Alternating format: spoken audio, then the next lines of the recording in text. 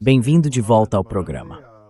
Hoje a gente recebe novamente o professor Syed Mohammed Marandi, da Universidade de Teherã, que também foi conselheiro da equipe iraniana nas negociações nucleares. Fico muito feliz que o senhor tenha conseguido um tempo para conversar hoje, porque parece que há muitos acontecimentos em curso, tanto em relação à guerra, quanto a um possível caminho diplomático e também as especulações sobre o Irã. Mesmo que não esteja desenvolvendo uma arma nuclear, há quem diga que o país quer mostrar que tem capacidade para isso. Mais uma vez, eu quero entender o quanto disso é especulação, mas talvez a gente possa começar do início. Como o senhor enxerga o estado atual da guerra? Porque agora parece que os Estados Unidos estão intensificando a pressão contra o Irã e, ao mesmo tempo, o Irã realizou ataques contra Israel. Então, como a gente pode entender melhor o que está acontecendo neste momento? How can we best understand what's happening at the moment? Well, ever since the ceasefire began, Bom, desde que o cessar-fogo começou, o suposto cessar-fogo, os Estados Unidos, na prática, quase imediatamente depois, alguns dias depois, iniciaram uma guerra de cerco contra o Irã, o que é um ato de guerra. Mas isso é uma faca de dois gumes, porque a economia global está desabando por causa disso. Além disso, de tempos em tempos, os Estados Unidos realizam algum tipo de ataque em território iraniano. O Irã nunca iniciou nenhuma violação do cessar-fogo. Sempre foram os Estados Unidos. E é curioso quando Trump diz, nessa parte do mundo essas coisas acontecem. Não. Na verdade, são só os Estados Unidos e seus aliados que vivem rompendo cessar-fogos.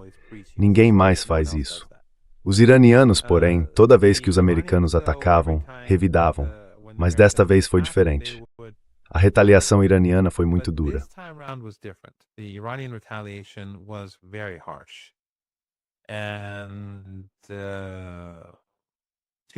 E duas coisas poderiam ter acontecido. Ou os americanos poderiam ter feito novos ataques, como uma forma de retaliação, mesmo tendo sido eles que começaram tudo isso, ou poderiam ter parado. E até agora eles pararam. Eu acho que isso mostra que a escalada iraniana era algo que os americanos não queriam, pelo menos neste momento. E isso acontece quase ao mesmo tempo do que ocorreu no Líbano.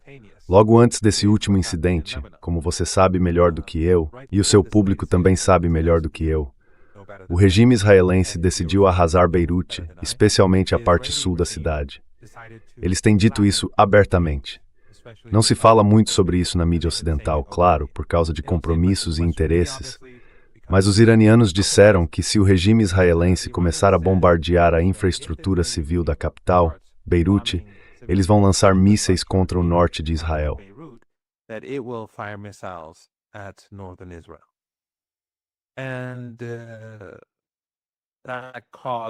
E isso acabou gerando essa conversa entre Trump e Netanyahu, em que o site Axios, totalmente desacreditado, publicou uma citação do Trump, que nesse caso específico pode até ser verdadeira. Mas, no fim das contas, o regime israelense acabou não bombardeando Beirute. E isso indica que, pelo menos neste momento, os Estados Unidos não querem uma escalada a qualquer custo. E isso pode ser porque, ou provavelmente é porque a situação econômica global está, como a gente vem discutindo há semanas, cada vez mais perto do abismo. E agora, de fato, estamos muito próximos. Especialistas que você conhece melhor do que eu, especialistas em energia, em petróleo, economistas, vêm dizendo que o mês de junho será um ponto de virada na crise econômica, porque as reservas estratégicas de petróleo vão estar esgotadas, ou muito próximas disso.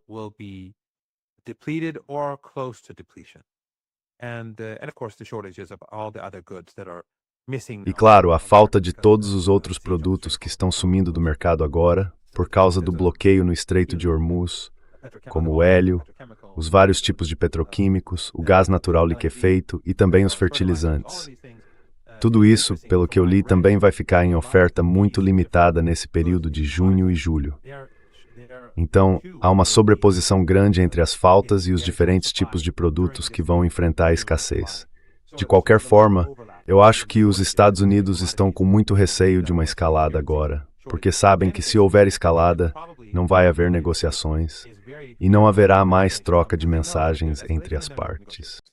and there will be no more messages being sent back and forth. Of course, when I say negotiations, Claro, quando eu falo em negociações, estou me referindo a mensagens escritas que vão e voltam. É basicamente isso que está acontecendo entre o Irã e os Estados Unidos.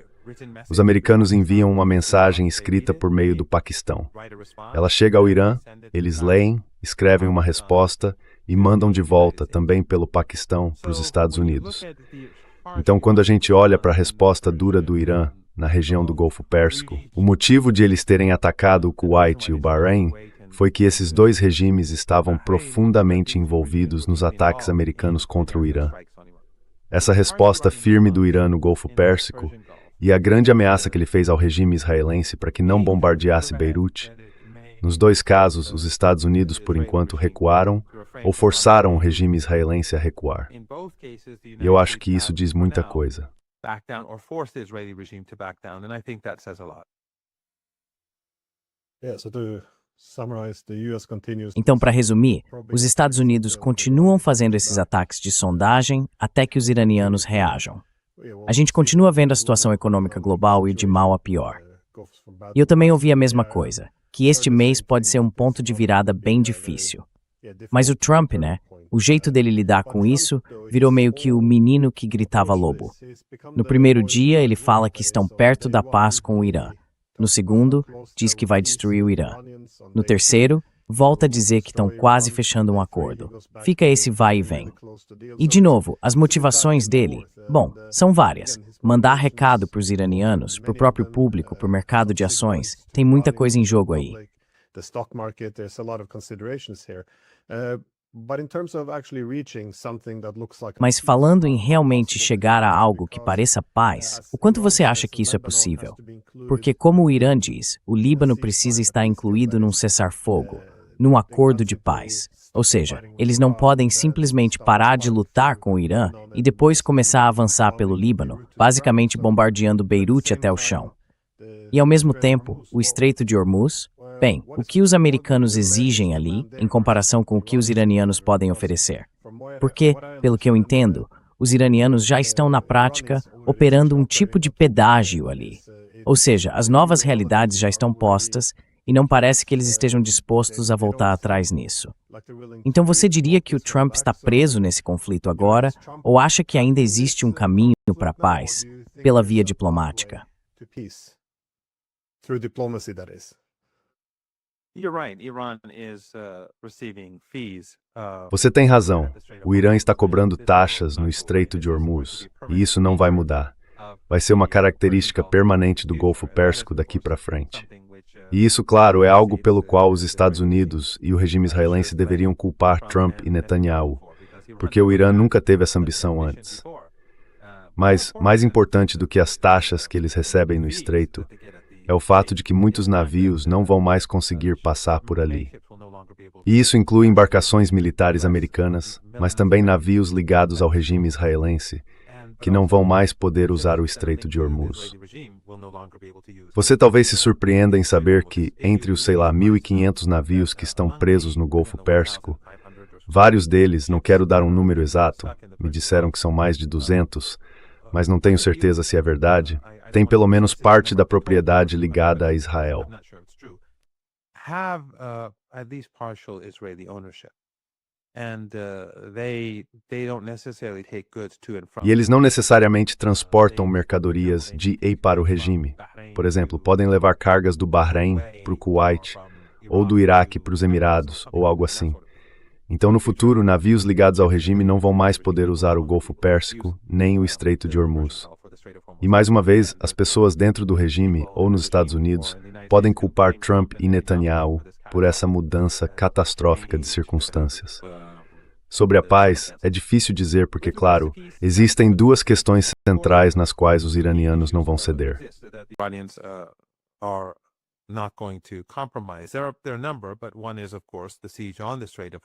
Há vários pontos, mas um deles é, claro, o cerco ao Estreito de Hormuz. Outro é o fim da guerra no Líbano e a retirada completa do regime israelense do Líbano e de Gaza. A matança, o massacre em Gaza precisa acabar e o cessar-fogo em Gaza tem que ser implementado. Isso é algo que os iranianos já disseram. Se alguém olhar o texto, está escrito claramente: é preciso pôr fim às guerras em toda a região. Mas o foco principal tem sido o Líbano. Porque os ataques genocidas ao Líbano agora são ainda piores do que estamos vendo em Gaza nesses dias. Então isso inclui o Líbano. É necessária uma retirada total no caso do Líbano. E esses são temas muito difíceis para os Estados Unidos. Trump gostaria de ver o Líbano fora do acordo e permitir que os israelenses destruam o país. And to have the Israelis destroy Lebanon. But Iran won't have that. And as I said, Iran is also saying that Mas o Irã não vai aceitar isso.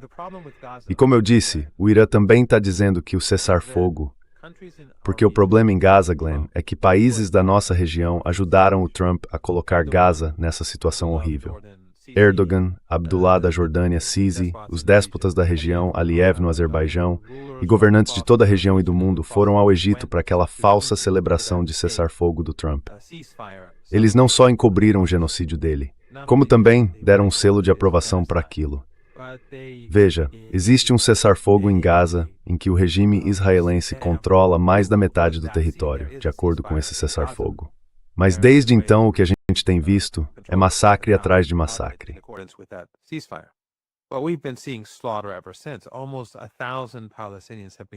Quase 1.000 palestinos foram assassinados desde o cessar-fogo, mulheres e crianças. Se atiradores israelenses disparam contra tendas onde as crianças estão tendo aula e matam essas crianças, eles queimaram crianças vivas há apenas alguns dias dentro da tenda. Quero dizer, isso não é algo direcionado ao Hamas. Mesmo num cessar-fogo, não importa se é o Hamas, a Jihad Islâmica, qualquer outro grupo ou o Hezbollah, quando há um cessar-fogo, há um cessar-fogo. Mas, de qualquer forma, como existe um cessar-fogo em vigor, no caso de Gaza, o Irã só pode exigir até certo ponto, porque esse cessar-fogo foi aceito pelo Hamas sob forte pressão desses regimes regionais que não fizeram nada por eles, ao contrário do Irã, que faz parte do eixo da resistência.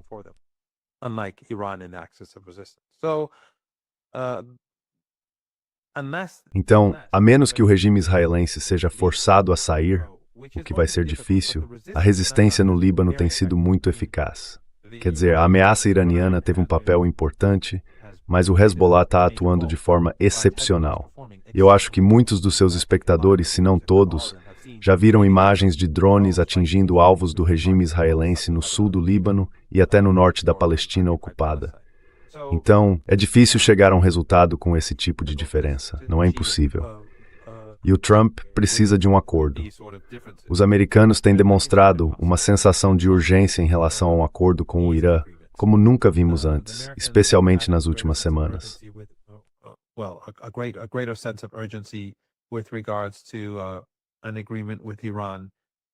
Mas as forças contrárias são muito fortes. Só uma coisa, Glenn. Eu acho que a declaração que saiu na Axios, dizendo que o Trump teria insultado o Netanyahu, na verdade foi feita para enfraquecer o Netanyahu. E não é só o Trump.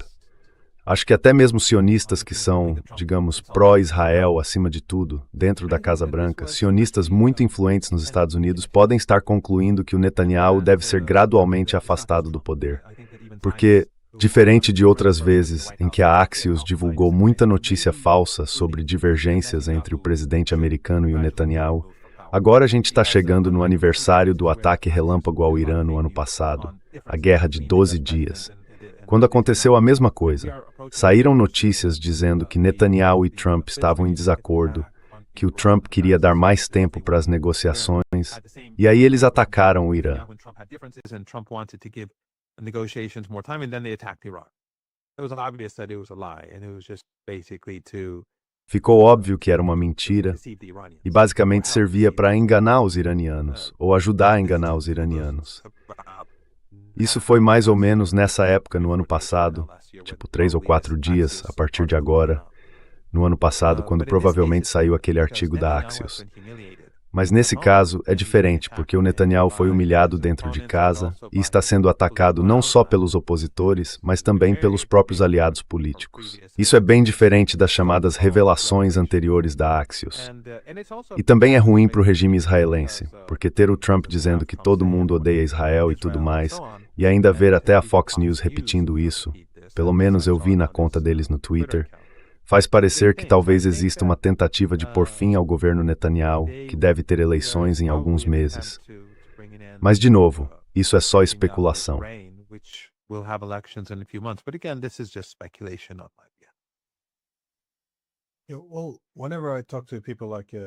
Olha, sempre que eu converso com pessoas como o professor Mearsheimer, ele sempre faz questão de dizer que, embora os Estados Unidos e Israel sejam, digamos, ligados um ao outro, se o principal interesse estratégico dos Estados Unidos for ameaçado, esse pode ser o momento em que o país vai essencialmente colocar seus próprios interesses acima dos de Israel. Ou seja, se for um interesse periférico, Israel vem primeiro. Mas se for um interesse central dos Estados Unidos, aí, enfim, é este salão, ou pelo menos a tese. Speculations or a thesis at least. But it is interesting that it's not just the core interest of the US. Mas é interessante que isso não seja apenas um interesse central dos Estados Unidos, mas também algo que faz parte dos interesses de Israel. Porque, de novo, do ponto de vista israelense, eles costumam buscar mais profundidade estratégica para reforçar a própria segurança. Então, basicamente, acabam tomando territórios e criando um certo caos em países vizinhos, como aconteceu na Síria. Eu imagino que seja isso que eles estão tentando fazer no Líbano também. Mas o que você está dizendo é o seguinte: se o Trump está tentando conter os israelenses, a gente não estaria falando na prática de encerrar o projeto mais amplo. Talking about essentially ending the greater Israel project here. O projeto de Israel aqui, bom, eu não sei se é tanto sobre o Trump, e sim sobre forças mais importantes do que ele. E quanto àquelas pessoas que, eu nem sei se foi o próprio Trump que disse coloquem isso no Axios, ou se foram pessoas próximas a ele que pensaram talvez seja a hora de colocar uma citação dessas no Axios. Se é exato ou meio exato, não importa. O que o público recebeu e o impacto enorme dessa frase atribuída ao Trump teve um efeito gigantesco. Eu acho que o chamado Projeto da Grande Israel vai acabar levando à destruição de Israel.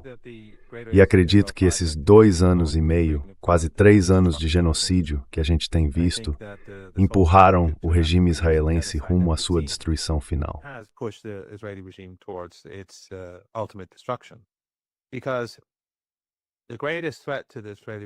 Porque a maior ameaça ao regime israelense não são os exércitos dos países vizinhos, é a deslegitimação do regime aos olhos do mundo. Então, 2 anos e meio, quase 3, de genocídio que ainda está acontecendo. E além disso, a dificuldade econômica global que o regime está impondo. Porque em todo o mundo, as pessoas estão dizendo, quer dizer, por exemplo, vamos olhar para a Índia. O governo indiano tem mostrado, infelizmente, modelo razão israelense no anos desde o início do genocídio.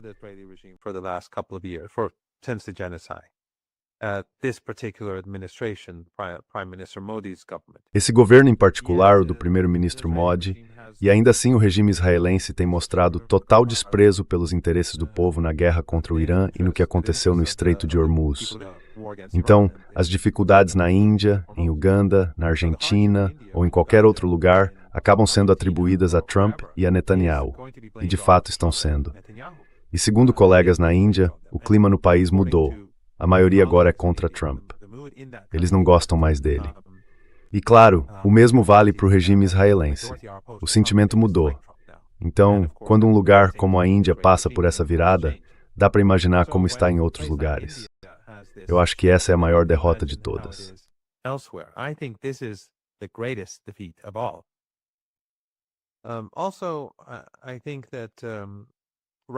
Além disso, eu acho que neste momento essa é a estratégia do Irã. Acho que há semanas essa tem sido a estratégia iraniana. Aumentar a pressão sobre os americanos até que cheguem a um acordo e continuar nesse caminho até que os Estados Unidos cheguem à conclusão de que precisam priorizar seus próprios interesses em vez do regime israelense. O cerco imposto pelos americanos, que é uma arma de dois gumes, está atingindo a economia global e, sem dúvida, prejudicando os iranianos. As dificuldades econômicas no Irã são evidentes, mas os iranianos vão resistir a isso. Seja qual for a dor imposta a eles, os iranianos sabem que essa é a realidade.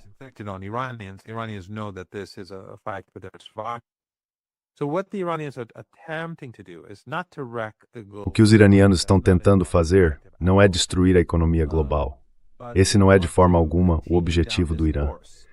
O que eles querem é continuar nesse caminho até que os Estados Unidos cheguem a um ponto em que, se mantivermos esse cerco e essa política, isso acabe prejudicando a nossa própria economia.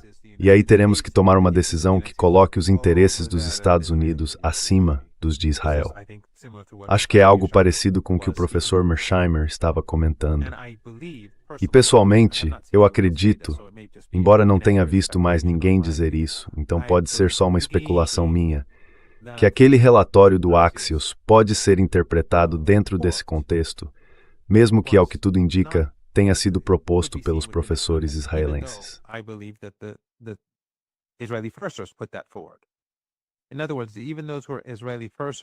Em outras palavras, até mesmo aqueles que colocam Israel em primeiro lugar nos Estados Unidos estão começando a ficar com medo do que está acontecendo com o próprio país por causa do impacto que isso pode ter na relação com o regime israelense.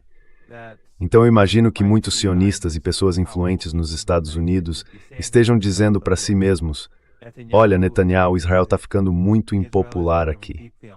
Acho que agora cerca de 60% dos americanos veem o regime de forma negativa. E se isso continuar, a situação vai se enraizar ainda mais e piorar.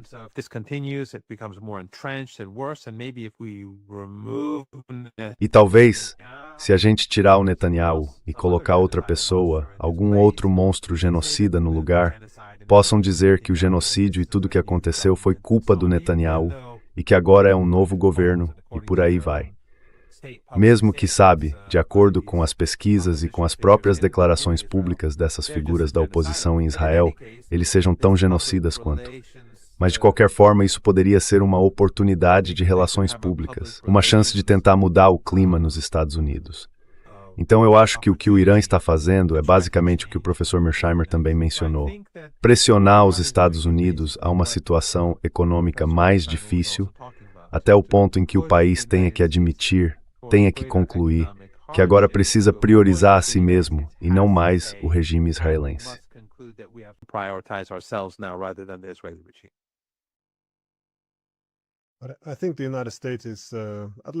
Eu acho que os Estados Unidos estão, pelo menos aos poucos, chegando à conclusão de que não conseguem vencer essa guerra militarmente.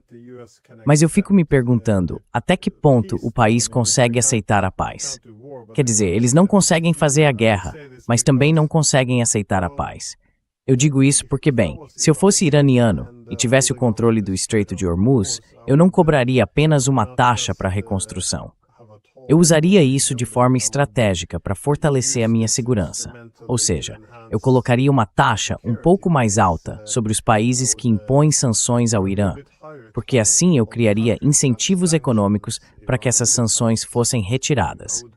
E eu também cobraria um pouco mais dos países que ameaçam o Irã ao abrigar bases militares dos Estados Unidos.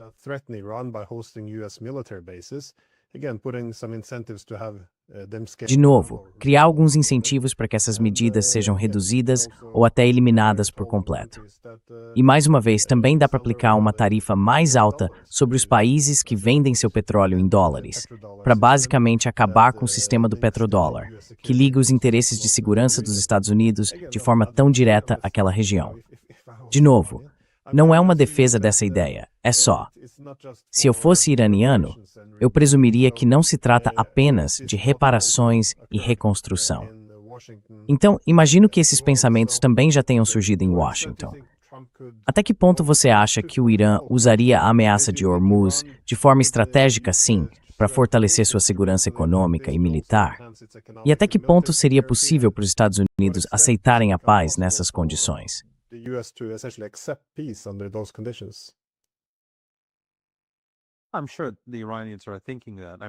Tenho certeza de que os iranianos estão pensando exatamente isso. Quer dizer, enquanto a gente fala aqui, eles estão cobrando taxas e vão continuar fazendo isso.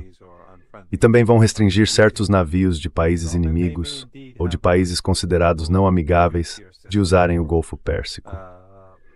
E pode ser que eles criem um sistema duplo, em 2 níveis, ou que ofereçam tarifas melhores para os países amigos e tarifas menos vantajosas para os países não amigáveis. Acho que isso é algo que eles com certeza já estão considerando, e na verdade já vêm falando sobre isso, tenho certeza. Eu acho muito difícil acreditar que os Estados Unidos consigam chegar a algum acordo de paz com o Irã. Esses Estados Unidos, esse governo, esse Estado, eu entendo.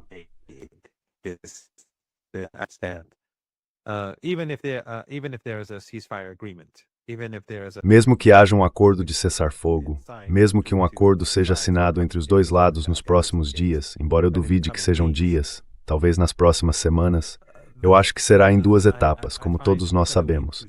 A primeira etapa seria o fim do bloqueio, o fim dos ataques genocidas ao Líbano e a retirada, e claro, também em Gaza. Além disso, o retorno dos ativos iranianos que foram confiscados e a suspensão das sanções sobre as exportações de petróleo e energia do Irã durante a vigência do acordo. Em troca, o Irã vai prometer não desenvolver uma arma nuclear, algo que já prometeu centenas de vezes. Nada de novo. E os dados sobre o tráfego marítimo voltariam ao normal, ou seja, o número de navios que passam por lá. Mas essa é só a primeira etapa. A segunda seria a remoção de todas as sanções contra o Irã. Muitas delas estão previstas em lei.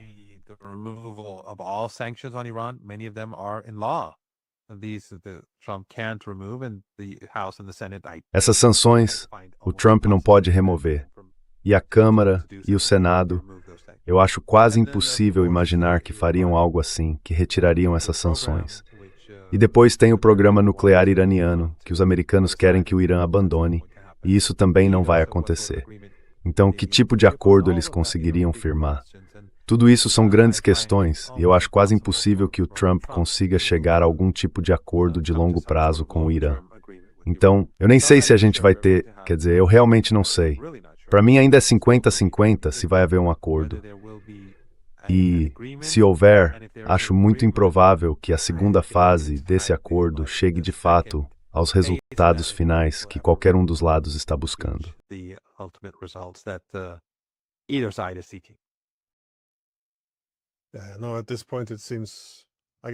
Agora, nesse momento, parece, eu diria, mais provável que haja um cessar-fogo prolongado, com negociações contínuas sobre os termos. De novo, é difícil afirmar, mas essa não é uma situação estável, especialmente quando olhamos para a economia global. Tenho lido ultimamente muita especulação sobre as armas nucleares do Irã. Não vou dizer programa de armas nucleares nem afirmar que o país tem armas nucleares, mas a suposição, com frequência, é que o Irã se colocaria como um estado limítrofe. Ou seja, se, por exemplo, Israel atacasse o Irã com armas nucleares, os iranianos estariam em posição de cruzar rapidamente esse limite, montar algumas armas nucleares rudimentares e então retaliar. Isso seria basicamente a sua forma de dissuasão, ter uma dissuasão nuclear sem se tornar uma potência nuclear.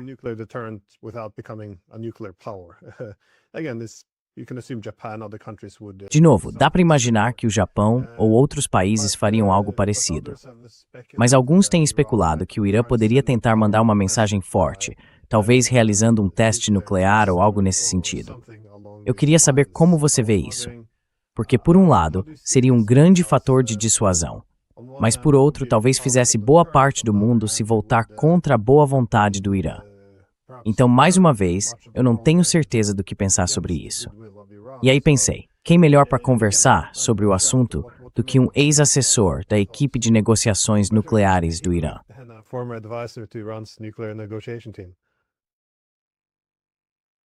E o Murata Portes.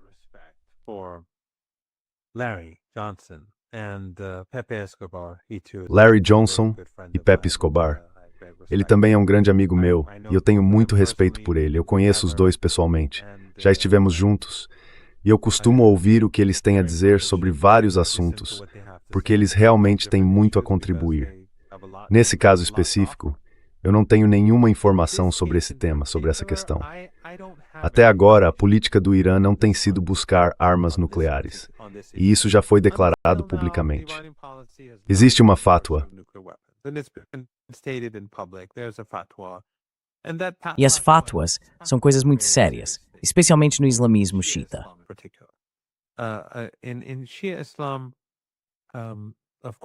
No Islã xiita, claro, o mujtahid, que é o especialista altamente qualificado, o jurista, para ele, no Islã xiita, os portões do ijtihad, ou seja, da interpretação jurídica, estão abertos, diferente do que acontece no Islã sunita. Então, o tempo e o lugar influenciam as leis e as normas religiosas. As leis podem mudar. Claro que as bases não é relativismo, mas as leis também são afetadas e moldadas pelo tempo e pelo lugar. Então, por exemplo, na Noruega, talvez houvesse leis diferentes dentro do Islã xiita em certos aspectos se comparadas às do Brasil, de Teherã ou de outras partes do Irã. E as diferentes épocas também são diferentes.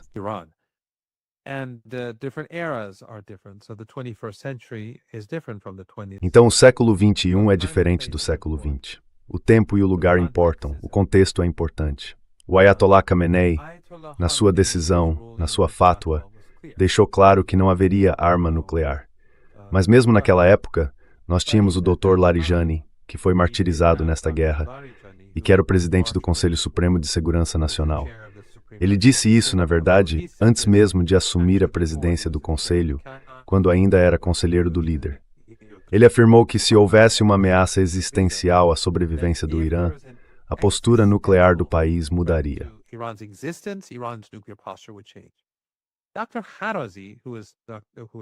O Dr. Ahazi, que foi ministro das Relações Exteriores por 8 anos no governo Khatami, durante a presidência do Sr. Khatami, e que também foi assessor do líder, ambos esses homens foram mortos nesta guerra, enfim, pessoas da área de política externa. Ele também disse que o Irã poderia ter fabricado armas nucleares há muitos anos, mas escolheu não fazer isso. E eu acho que ele também disse que se houver uma ameaça existencial... Bom, talvez ele não tenha dito exatamente isso. Eu não lembro bem, não tenho certeza. Mas o Dr. Larijani disse isso. De qualquer forma, o Dr. Ahazi afirmou que o Irã poderia ter feito armas nucleares há muitos anos. Então o país tem essa capacidade, mas decidiu não usá-la. E acho que ele repetiu que se o Irã estiver sob uma ameaça existencial, sua postura nuclear pode mudar. Ou seja, mesmo sob a autoridade do Ayatollah Khamenei, o Irã já tinha essa posição.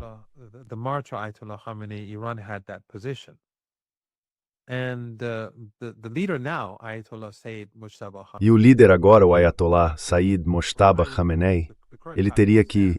Bem, a atual fatwa continua valendo. Mas, se ele decidisse emitir uma fatwa diferente, ele teria o direito de fazer isso, porque, como eu disse, ele é uma pessoa diferente. E teria a própria fatwa. E na jurisprudência xiita, o tempo e o lugar, o acesso à jurisprudência xiita está aberto, então o tempo e o lugar importam. Mas eu não vejo nenhuma mudança nas declarações públicas, nem no clima entre as principais figuras do governo e do Estado. Eu não vejo essa mudança. Eu não percebo essa sensação de que o Irã esteja sob uma ameaça existencial, pelo menos neste momento. Embora a opinião pública tenha mudado. Antes da Guerra de 12 Dias, há um ano, como o Estado sempre dizia e o governo e as principais figuras também diziam, nós não queremos armas nucleares, eles sempre enfatizavam a fatwa.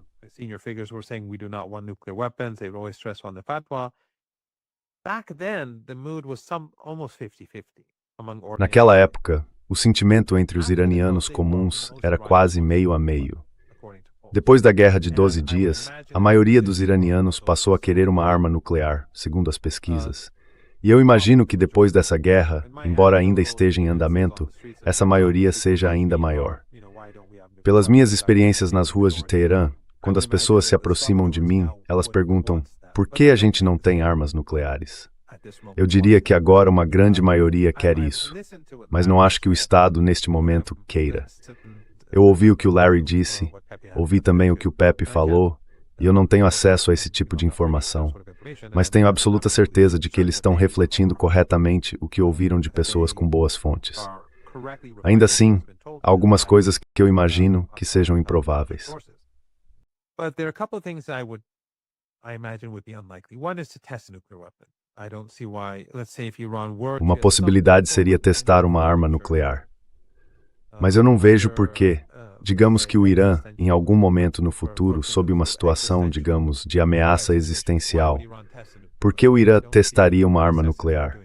Eu não vejo necessidade disso, especialmente hoje em dia com as tecnologias, as simulações por inteligência artificial e tudo mais. Não é realmente preciso, eu não acho que eles precisem, que ninguém precise, fazer isso.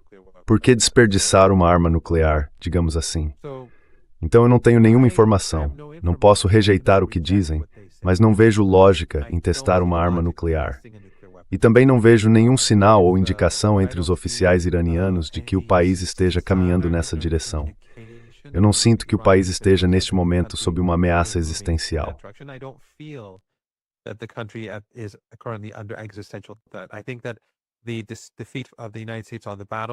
Eu acho que a derrota dos Estados Unidos no campo de batalha foi decisiva. A vantagem do Irã em guerras de cerco é evidente. E eu acho que até agora, pelo menos, posso estar errado, mas acredito que os Estados Unidos não querem continuar uma guerra com o Irã e estão procurando uma saída. Eles também acreditam que, provavelmente, muitos sionistas, pensando nas próprias forças israelenses, consideram que uma redução das tensões é melhor para o regime israelense. Na verdade, como eu já disse aqui no seu programa antes, eu acho que o regime sionista é o maior perdedor dos últimos 2 anos e meio, talvez 3. E essa guerra também foi uma grande derrota para eles. Eles se deslegitimaram aos olhos do mundo, enfraqueceram os Estados Unidos, que é o país de que mais precisam, e criaram antipatia em relação ao regime dentro dos próprios Estados Unidos. Então eu acho que os sionistas mártires, em nome da sobrevivência do regime, provavelmente gostariam de ver Netanyahu sendo afastado e o regime israelense recuando para permitir que a desescalada entre os Estados Unidos e o Irã continue. E isso, claro, incluiria o Líbano. Não que eles não sejam genocidas, são tão genocidas quanto os outros. Mas eu acho que alguns deles são mais pragmáticos e conseguem enxergar os perigos que estão se aproximando. Só que eu acredito que o Irã tem a vantagem. O Irã tem um programa nuclear pacífico. O Irã é tecnologicamente avançado. Acho que vimos isso no campo de batalha. Eu não vejo nenhum sinal do que eles pretendem fazer. Muito bom para nós. Diga uma citação que eu possa ver. Não está visível para mim.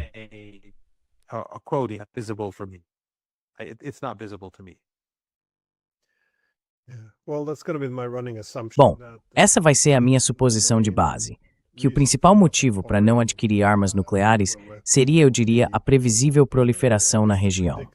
Ou seja, os sauditas e outros países passariam a considerar isso também, e os turcos, muito provavelmente.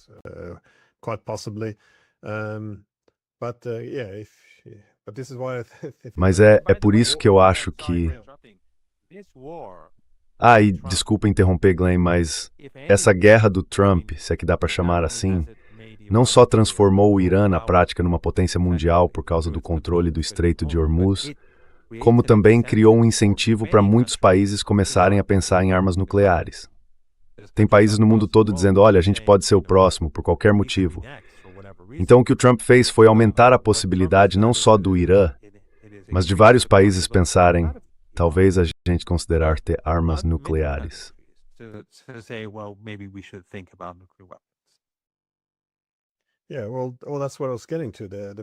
Então, era exatamente aí que eu queria chegar.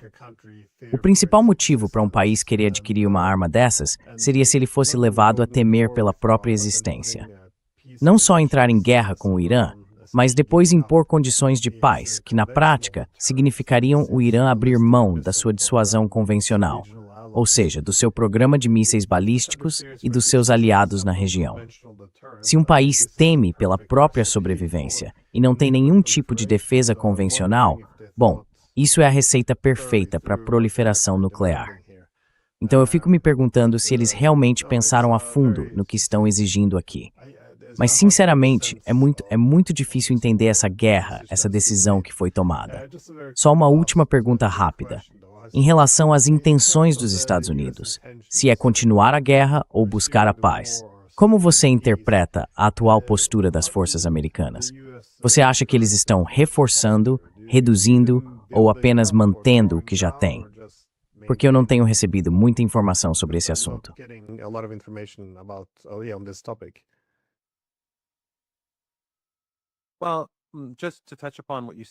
Olha, só para comentar o que você disse por último.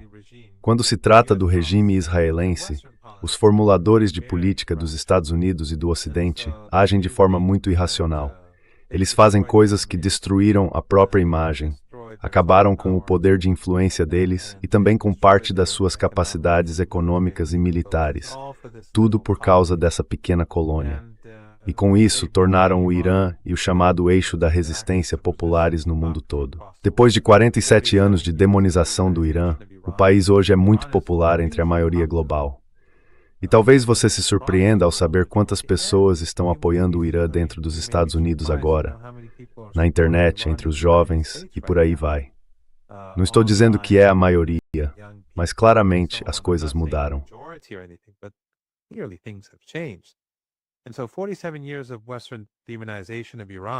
Então, 47 anos de demonização do Irã pelo Ocidente desmoronaram por causa deles. Porque, quando o assunto é Israel, eles agem de forma tão irracional e tão desarrazoada. Essa política, ou melhor, essa possível política, essa ideia que agora vai crescer entre formuladores de políticas no mundo todo de que precisamos ter algum tipo de dissuasão no futuro, tudo isso surgiu por causa da política ocidental. Mas não é só isso. Quero dizer, a ascensão dos BRICS, a Organização de Cooperação de Xangai, os realinhamentos, o fortalecimento da ideia de um mundo multipolar, tudo isso é resultado da política ocidental e da política imperial. Então é algo global, mas na nossa região, com o regime israelense, eles são especialmente irracionais.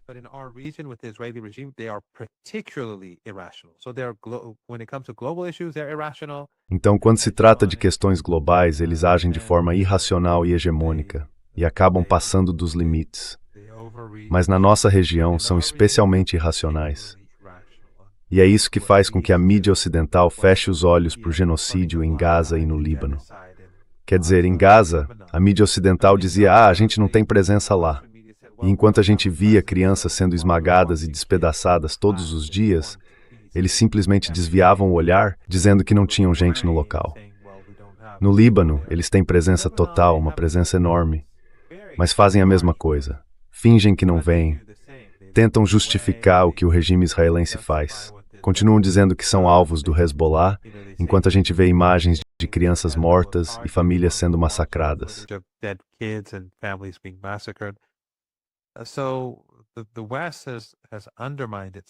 Então o Ocidente acabou se sabotando completamente. E quando o assunto é Israel, não existe moral alguma. A razão e a lógica são deixadas de lado e o comportamento é totalmente ilógico e irracional. Eu não acho que eles se importem de verdade se isso vai levar outros países a buscar armas nucleares ou não. Eles simplesmente disseram, temos que fazer isso pelo regime israelense.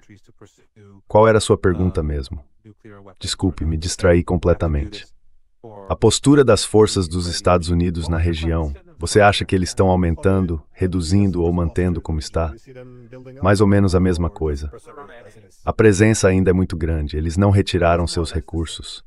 Mas pelo que eu entendo, o moral das tropas americanas não está bom.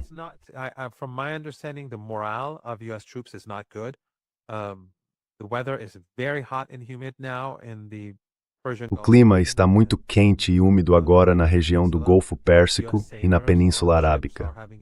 Os marinheiros americanos nos navios estão passando por um momento bem difícil. As forças dos Estados Unidos na Península Arábica também estão enfrentando uma situação complicada, porque suas bases foram destruídas.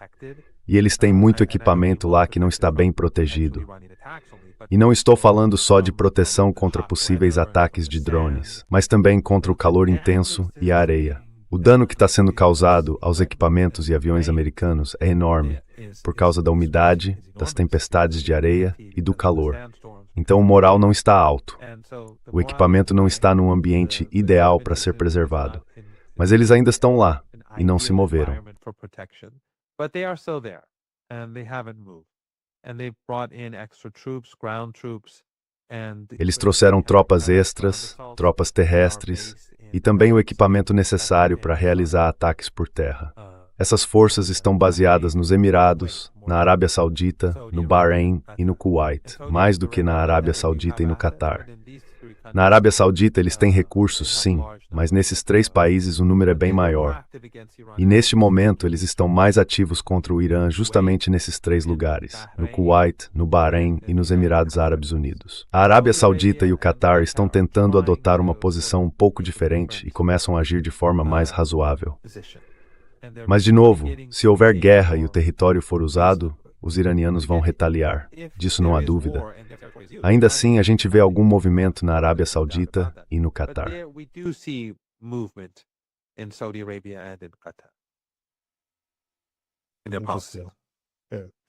A quick side note on the Só um comentário rápido sobre a mídia ocidental.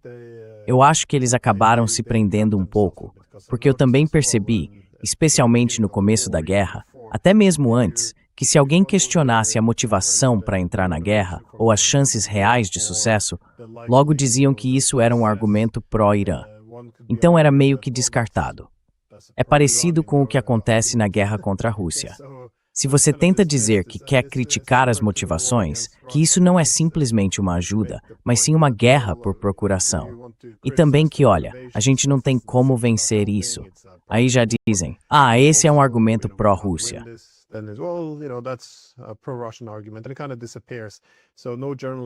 E isso meio que desaparece. Então nenhum jornalista quer ser visto basicamente como alguém que está do lado do Irã. A grande ironia, claro, é que é justamente daí que vem todo esse auto-engano.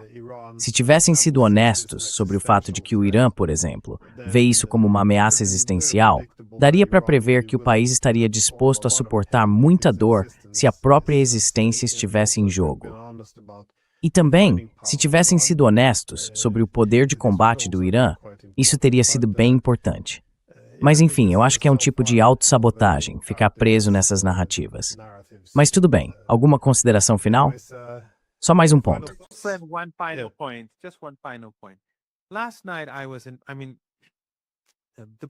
Ontem à noite eu participei, quer dizer, do Channel 4 News britânico, que às vezes é um pouco diferente de outros veículos de mídia inglesa, e alguns jornalistas mais do que outros. Quero dizer, o Jon Snow, que era o principal âncora deles, era, na minha opinião, uma pessoa muito decente e única na televisão britânica. Eles mandaram uma equipe para o Irã, e eu entrei no programa deles ontem à noite por alguns minutos. Fui às ruas com a equipe, e então, nesses 4 minutos, o apresentador, que eu acho que é um dos melhores jornalistas, disse sim, mas sabe, no Irã eu vejo pessoas nas ruas com medo de se aproximar da gente, porque há guardas por perto. E eu acabei não respondendo muito, acho que a conexão não estava muito boa naquele momento.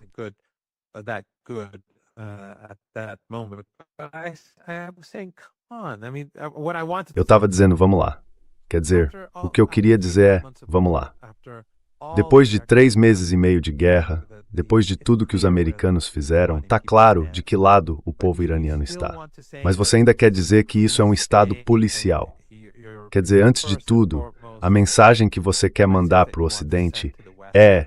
E você vê todas essas pessoas nas ruas.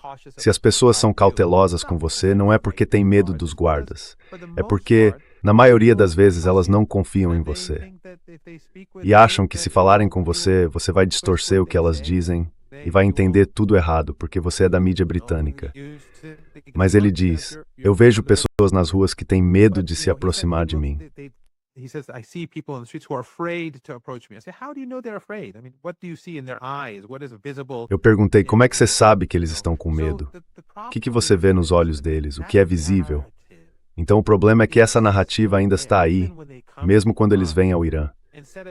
Em vez de dizer algo como, o povo iraniano foi firme, se uniu em torno da bandeira, resistiu a esse ataque sem precedentes, em que os americanos colocaram tudo o que tinham, e os europeus estavam com os americanos, com sanções de máxima pressão, e países da região, regimes, ajudando direta ou indiretamente. Em vez de reconhecer que o povo iraniano se opôs a essa guerra, ele tenta encaixar de algum jeito essa ideia de que as pessoas estão com medo. this idea that people are afraid. I mean, these people under airstrike. Quero dizer, essas pessoas que estavam sob bombardeio não tiveram medo de ir para as ruas e protestar. Quando os protestos delas foram bombardeados, elas não se intimidaram e não fugiram.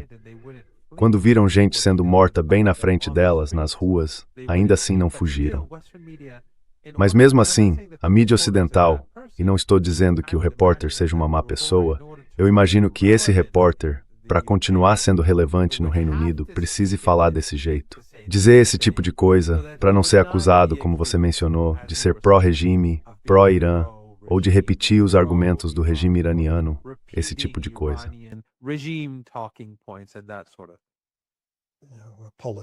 Apologista, esse também é um termo bem popular. Enfim, muito obrigado por tirar um tempo do seu dia tão corrido. Muito obrigado por me receber, Glenn Giesen. É sempre grande.